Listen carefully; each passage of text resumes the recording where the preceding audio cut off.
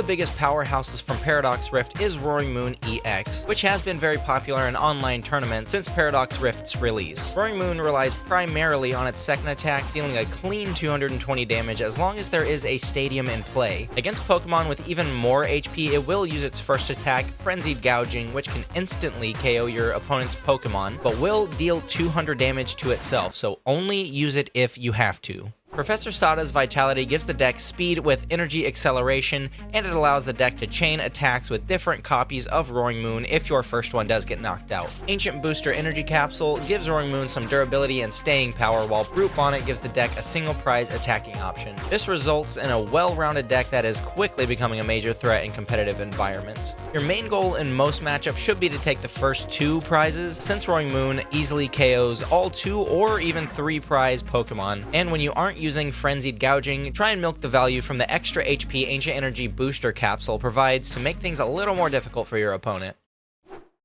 First up is the Mirror Match or the Miraidon EX match. The Roaring Moon Mirror Match and Miraidon EX are pretty similar matchups. The key is getting the first 2 prize KO and by extension preventing your opponent from doing the same. If you are going first, end your turn with a single prize Pokemon in the active such as Mew to avoid giving your opponent 2 prizes. Then you can counterattack with a big Roaring Moon EX. Do the same going second if you are unable to take the first 2 prizes on your first turn. Attacking with Brute Bonnet is a way to apply pressure without risking a 2 prize Pokemon. And of course, if you are taking the first 2 prizes, it doesn't really matter if your opponent can KO you back, because you will be ahead in prize cards. In this match, you also want to try and leverage the Ancient Booster Energy Capsule, as it can potentially deny a KO from the opponent or force them to have a boss's orders. If you force an opposing Roaring Moon to use Frenzied Gouging, you can always respond with a KO from Brute Bonnet. Now we're going to look at the Mew VMAX matchup. Since Mew VMAX is naturally weak to Roaring Moon, their main way to win is by disrupting you.